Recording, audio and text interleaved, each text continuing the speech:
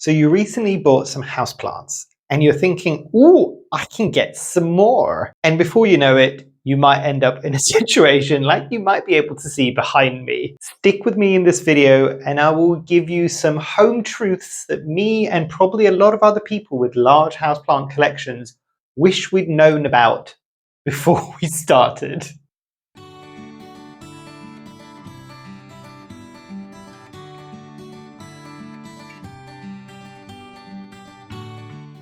Hi, my name is Memo, this is my channel, Houseplantygoodness, and essentially it's a place where I like to geek out about my big passion. You might be able to see some of it behind me, it's tropical houseplants.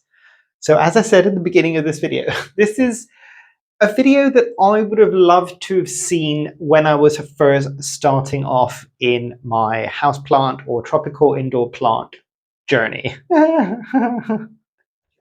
Would I have listened is an entirely different story. But I'm hoping some of you might kind of put an ear out for this and just kind of go, oh, interesting, good to know, and maybe I can kind of evaluate things as I go.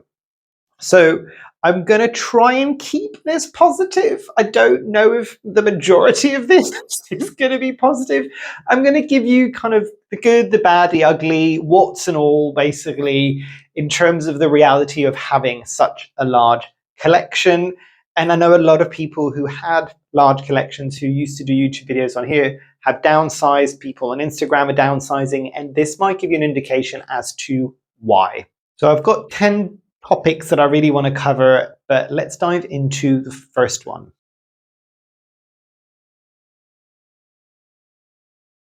So the first one is a combination of two things, actually. So holidays are hard and moving is even harder. And what do I mean by this? So let me paint a picture for you.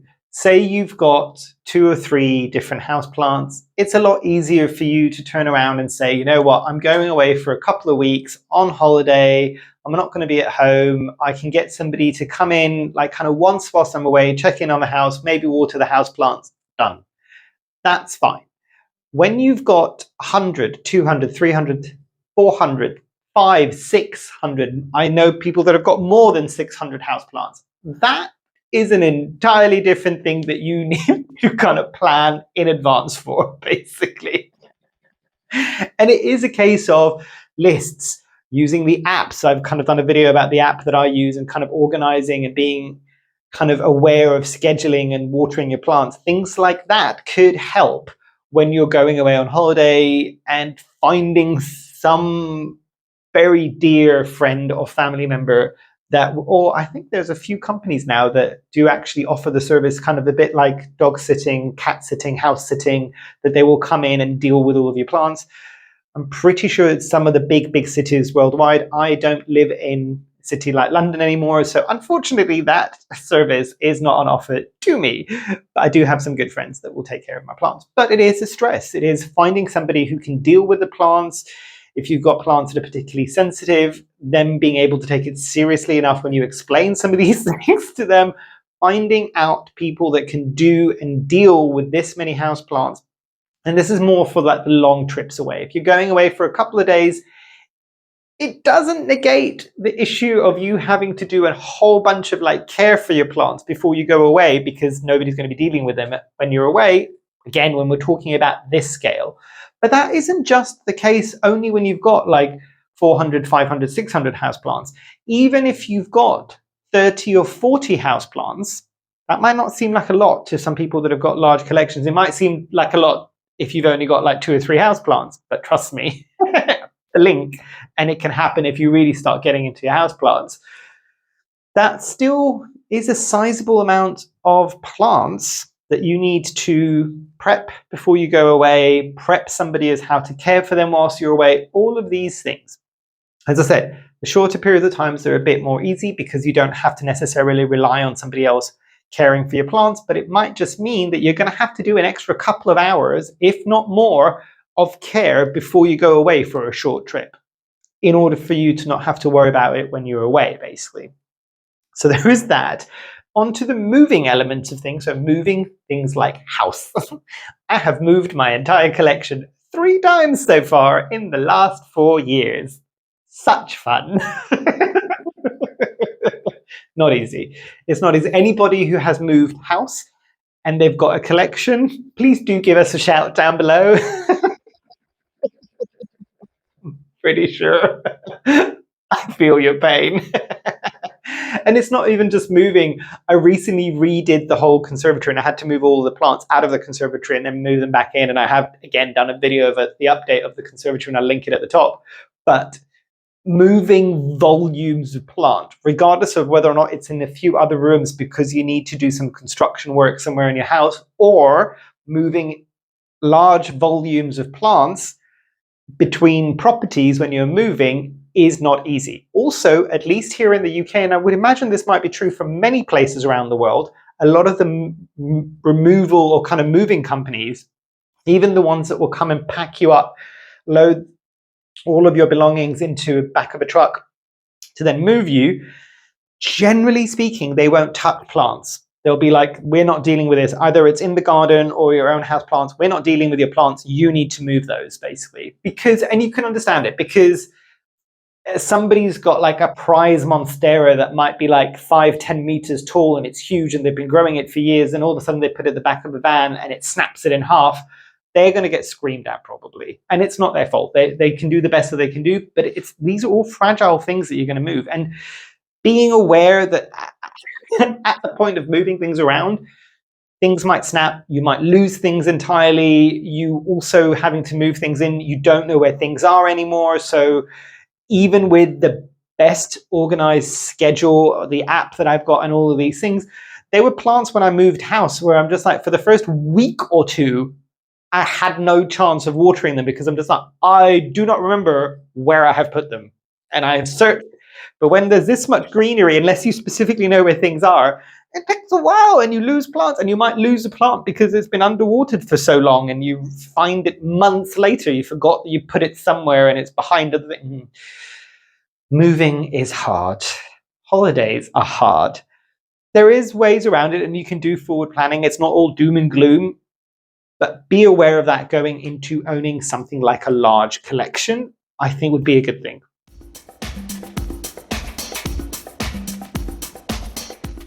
Coming into advice from the community and advice generally. And this is things where you'll go online, and I work in marketing, so I can tell you a few of the realities of all these things. So a lot of the websites out there, not all of them, a lot of the websites out there are peddling the same information as blogs. If you start seeing certain blogs and they all look the same, it's because they're using the same content, because ultimately their role isn't to give you advice, it's to serve you adverts on their blog. And if they can just reuse the same information over and over again, and you're just like, but I've done everything that this blog is telling me and it's not done anything right, it's because that information is as generic as it comes. It also doesn't take into consideration, and this is important, you in the equation, you, how you care for your plants, how you're growing your plants, your conditions, all of these things. Nobody, no bit of advice will ever know that parameter. So be aware of that for first. But then also, yes, you will get a lot of generic information. If that didn't work, it was never going to work because it's generic as all get out, basically. Is this true for all websites or all blogs? No. But the people that have been doing online research for their plants for a while, you kind of know what I'm talking about. There's a lot of these things that just look the same. Ironically enough, some of the websites that look like they were built in the 90s, they look a bit basic now. They've had years of people kind of feeding in real information, and sometimes the most kind of backwards looking websites are the ones that have got true and genuine and good information on there. So don't just go for all that shines and glitters, basically. There might not be any substance to it. But there's other things as well, like you'll get advice from people in the community. The community has grown, and I've mentioned this on other videos, there is still some of that caring element, and there's still a lot of those people that are just like, I want to help you, and yes, and try this, and I've done this, and there is still that out there, but the community has grown to the point now where there's a lot of people that are just like, this is the only way that this needs to be done. I won't listen to anything else. You need to do it my way. No. Even the videos that I give you advice and tips, this is based on what I've experienced in my care, in my conditions, with the care that I will give my plants. That's always going to be the caveat. It might work for you, it might not work for you, but I'm giving you some options to think about. Take it like that with most advice that you will get from most people, even the ones that are vehement about things. A lot of the times I have been around for long enough now to have heard these conversations, and I've seen people that haven't taken the advice and done their own thing, and the plant has done well, if not better than it would have ever have done with that original bit of advice that somebody was trying to force down their throat, basically. So, take it with a pinch of salt. Do your own research. The best teacher out there is going to be yourself, and it's going to be some trial and error, but you can take inspiration from what other people have experienced as well. Just be careful on how you consume some of this advice and data. Scientific data is usually very, very good, and it tends to be quite accurate, but not everybody's a scientist, and sometimes botanical kind of websites and academic articles are not the easiest for the average person to understand. So you can dive into that. I'm not blocking you from doing that, but just be aware that you might have to learn quite a few sciencey kind of botanical terms, which is not a bad thing. I think it's always a good thing to educate yourself, and knowing the science behind a lot of these things, I think, will actually help you in the long run. Anyway.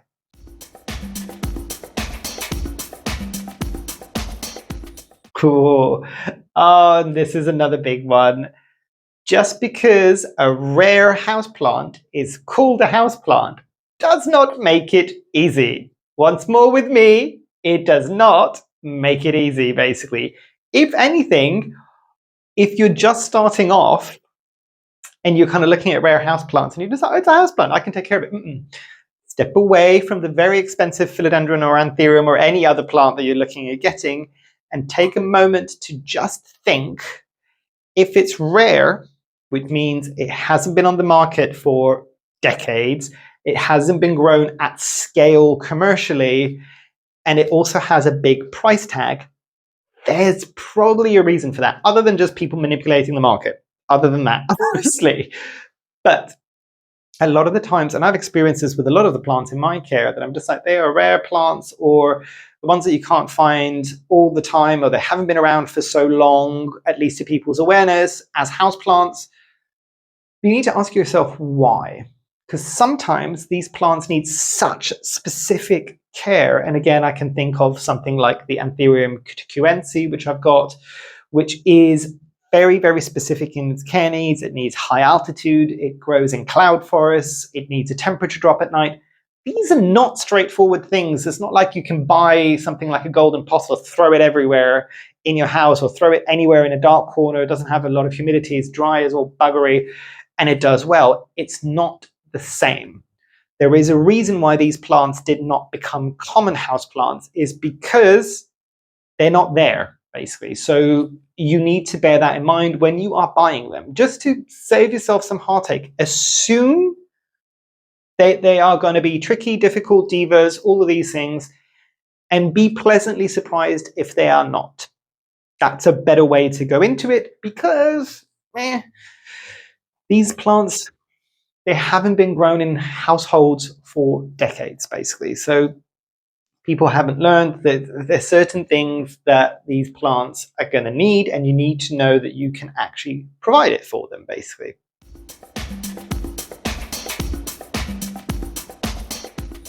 Onto the topic of your friends and family maybe thinking that you're slightly insane. It's true. There is going to be a point where non-planty people aren't going to get it. They're just not. They're not going to get it on a very fundamental level, and you need to be prepared for that. Basically, people. And there's a reason why the community is as strong at supporting each other as much as we possibly can, because nobody really will ever get it quite like somebody else who's into tropical houseplants. Nobody will, because you're sitting there spouting botanical names at people that don't care and they don't have the time. They just don't care, basically. Botanical names, you're doing about all this care, and that you're gonna get the looks from a lot of people that are just like, it's just a plant. What's wrong with you? Or it's just a houseplant. How are you doing? Like, why do you care? Or like, why have you got this many houseplants? Nobody will quite understand it. Just being prepared for that. It is a solitary hobby, essentially. It is one of those things that you will generally do on your own, which is fine, which basically means you don't have to deal with that much of other people judging you about your pastime. But people that live with you, friends, flatmates, partners, wives, spouses, husbands, all of these things, kids, they're not going to quite get it, basically. And that's the other thing as well that you need to remember. Like, if you've got children, if you've got pets, like, how are you going to keep some of these plants that could be potentially quite poisonous to be consumed by other small human beings or pets away from them, basically? So there's all of these things that you do need to take into consideration. So for instance, I'll give you an example. If you've got absolutely nowhere away from your pets to put something like a large collection, and you've got a whole bunch of cats and dogs, and you've got small kids that are running around, and all of these things will generally put things into their mouths and chew them, consider it more than once before you do that to yourself, because you will stress yourself out a lot. And there's also a risk of unfortunate things happening to both pets and small children. So bear that in mind. But yeah, you will get judged by friends and family. There's no two ways around it. You're not going to get judged by everybody, and some people might be like, "Oh, I didn't know you were into plants. That's interesting." And you get that knowing look, two different looks. One is just like, "You're weird. Why are you into plants?" Or the other one's just like, "Oh, did not think that you would be kind of botanically inclined." And you can almost see the cogs spinning. We're getting close to like the holiday season here. You can get the cogs spinning going, I could buy this person a plant or a pot or something to do their propagations in. So friends generally will try to be supportive. Friends and family will try to be supportive, but it's a bit of a weird hobby. It's not for everybody. And you can understand why people might be saying, you're a bit kooky.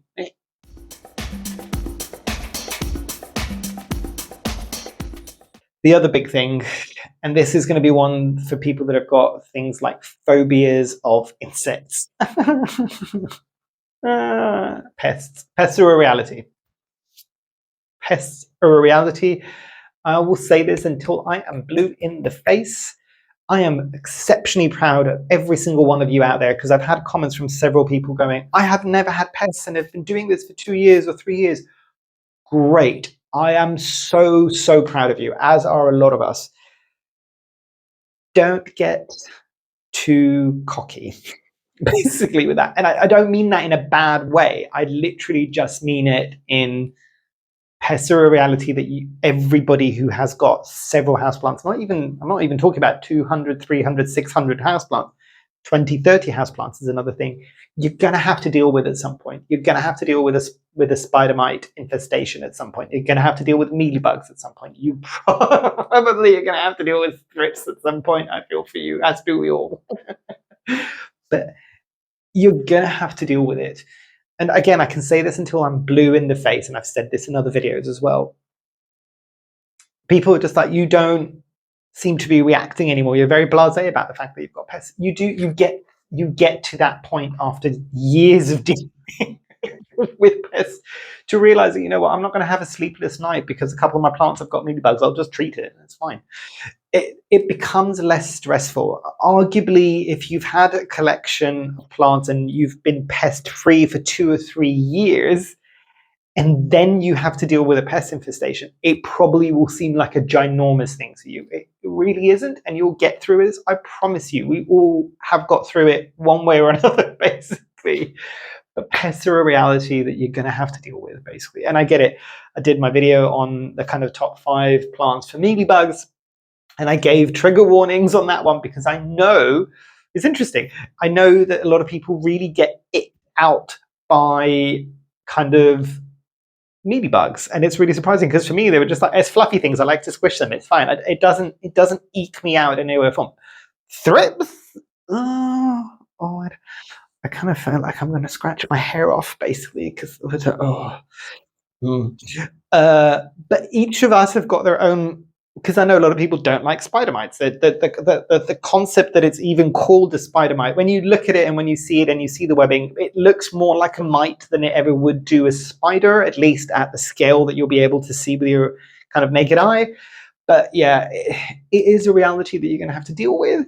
And if you're really, really, really not into any kind of like, you cannot abide having insects anywhere around you because it gives you the ick, this might not be the right hobby for you. I might even go as far as that. There's going to be at some point that you're going to have to deal with it. Like, what are you going to do if you really don't like pests and you manage to get through 2 or 3 years of owning plants and you've got a massive collection, and then all of a sudden you get the pests, and are you literally going to burn all your collection down to the ground because you've got pests? No, you're going to have to deal with it.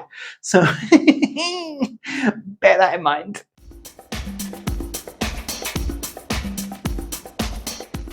Watering in the summer or the growing period, basically. Yeah, like when you start getting to bigger collections, even the 20-30 plants that I was talking about before, it then starts becoming it is a bit of a chore. Basically, you need to water these plants in the summer, otherwise they will all kind of dry up to a crisp. Basically, this is not the kind of plants. If you start getting into plants in the middle of the winter and all of a sudden you've gone from having to water very infrequently to all of a sudden having to water once a day or multiple times a day, depending on how many plants you've got and where you're growing them. Like, for instance, sometimes a year back when the conservatory wasn't as well insulated as it was, there were days where there was heat waves where I was coming in here in the morning and watering for 3 hours and then doing a 2-hour water in the evening of the same day. It is a commitment. Because again, you get to the point there, especially if you've got loads of plants or if you've been growing them for years, it becomes a bit of a, I won't let this damn thing die because I've spent so many hours and months and years potentially growing it out. I refuse just for like a couple of days of like blistering heat. But it is a reality that you need to be aware of. You're going to have to do a lot of watering and caring and pest management in the summer. All of these things, they're going to be things, you're going to be considering things that you've never considered before. Like in the winter, like, do I need a humidifier? In the summer, will I be able to open windows without all the pests coming in? Things that you never thought you would be thinking about, you're going to have to start thinking about, basically. So know that going in and hopefully prepare for it. Be mentally there for when it's going to happen, basically.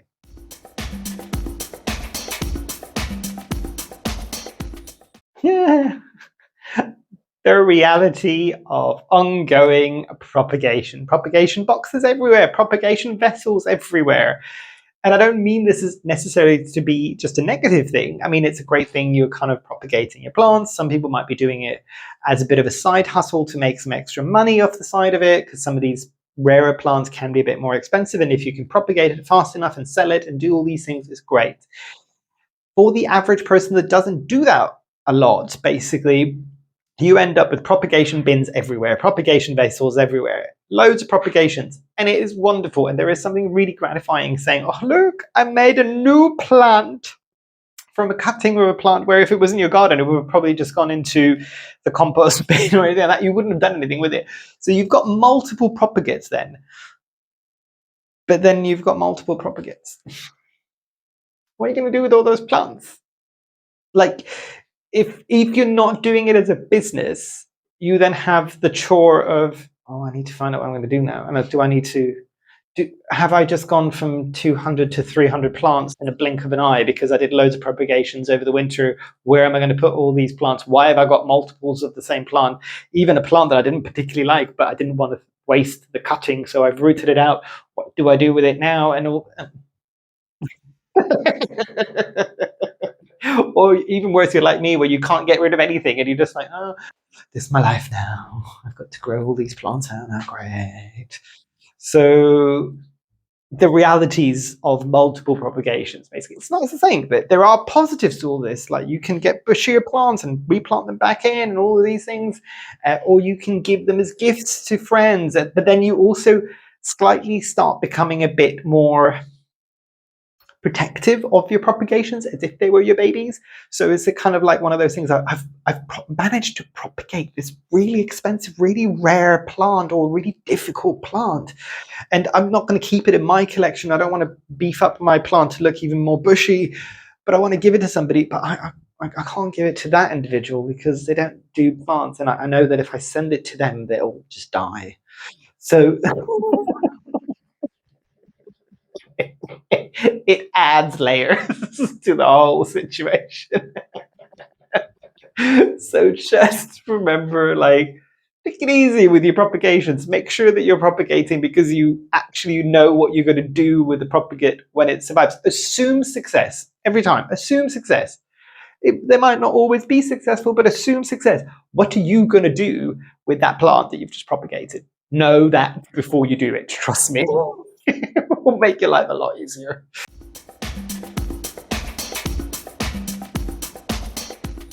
And this is the big one. This is the big one that a lot of people will talk about. Having plants, caring for house plants is good for your mental health. True. It can be really good. I still think of this as my daily therapy. I come in here, put an audiobook in my ears, and go around and care for my plants, water my plants, deal with pests for my plants, all these things. It's great. It's a self-care moment. I can kind of block out the whole world. And I know it is for a lot of people, actually, very kind of Zen moments where you get to kind of just be with yourself and kind of do your thing. Something about kind of routine and kind of doing things the same every day is something very soothing to the soul. At least I think so, and I think some people do as well. But there is the flip side of that as well. And I've seen this happen time and time again. And this is when I was mentioning people before with massive collections. It's very, for a lot of us, you go from like 2 plants to 50 to 100 plants in the blink of an eye, it seems. And it's good, and it's not necessarily a bad thing, but you also need to know your limits, because a lot of us with huge collections, even people that have been doing this for a year, you kind of get to the point where the thing that you did to give you peace of mind also becomes a thing that ends up stressing you out. Does that make sense? So the having to find hours that don't exist in terms of availability and times that you can dedicate to your plants in the summer to water them because you've got a busy life that you're leading, that will stress you out. Having to find somebody to take care of them when you're going away on holiday or you're moving house, it can become a bit overwhelming. The only tiny bit of advice that I can give on this is hopefully you know yourself enough that you can kind of catch yourself when it starts getting a bit too much and kind of going, you know what, no, I'm tapping out. It needs to stay at where it is. If I go any more, and I know you want that extra plant, and I know you've just put it in your shopping basket, but maybe try what some people do, which is plant bans. Plant bans. This is like plant parent maths, basically. Like, if I propagate this plant, it's not me adding another plant to my collection. It's just, it was always there. It's fine. Or like somebody gifted me a plant. I didn't buy it. It's not part of the plant ban. It's like, it just came. Somebody gifted it to me. Or I've saved something that was in the clearance rack. It was going to die. It wasn't me buying. It wasn't me buying a plant. These are all fair and dandy. I kind of joke about this, but it's still a situation where you've added more, where you're not meant to be adding more for your own mental health. I'm talking about here now. So do that, or some other people that do the one in, one out plant, because a lot of people might start with common house plants, then go to slightly more intermediate care needing house plants and the kind of rare or challenging house plants. And I know a lot of people with larger collections, the way that they do it one in, one out is they will get a new plant that might be something that it's very difficult to find or care for and all these things. And then maybe what they'll do is they'll remove one of the common house plants that they've had for years. It might be I know the poor pothos, but it might be like a pothos that, you know what, you can go and live with a family member who we kind of know will be fine in terms of caring for you, or something more of an intermediate plant. You can give it to somebody who's got other plants, and for them it's a kind of truly special plant. And again, it keeps that love going around the community, basically, but it keeps the number to something that you can manage, basically. So really, really important to take care of you and your mental health, because remember, for a lot of people coming into this is something that is very calming for them. Don't let it become something that adds pressure. That was never the intention, basically. So just be cognizant of that.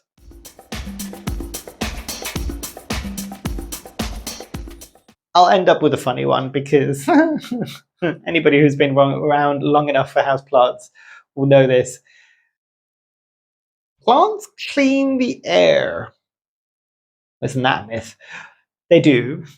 Before anybody kind of says that I'm talking rubbish. Yes, like plants are very good for air quality.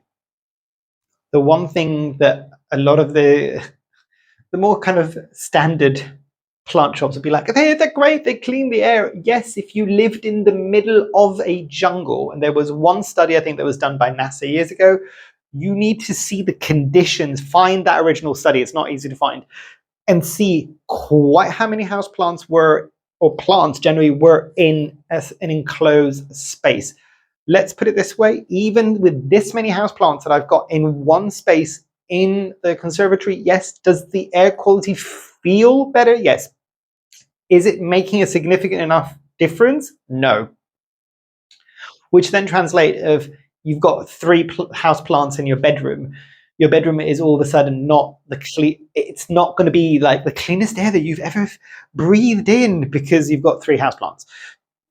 You need to be living in the middle of a jungle for it to be making a difference. It is true, it does. Plants are good at kind of filtering things out of the air and all of these things. Yes. But that's not a reason for you to get houseplants. It doesn't, the math is not mathing, it doesn't add up, basically. Get plants for other reasons. But that could be like, I don't know, that's what a lot of people use with like halves to kind of say, I'm getting another half. It's doing such great things for our air quality.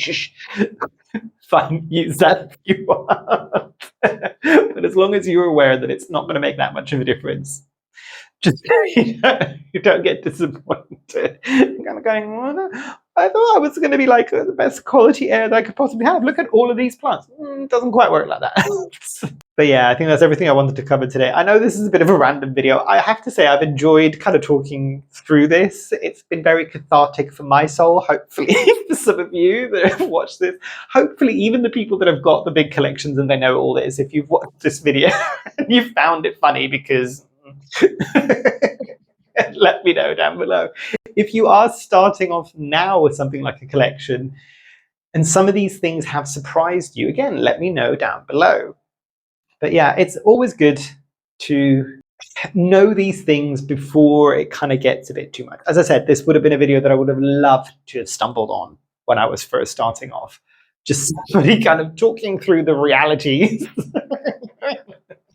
of large collections. It probably wouldn't have changed anything that I have done in terms of like where I got now, but I would have been aware of it going into it. And I think that would have been quite useful. But yeah, hopefully you've enjoyed. Hopefully I shall see you here soon. And I truly, truly hope that you have a great rest of your day. Thanks. Bye.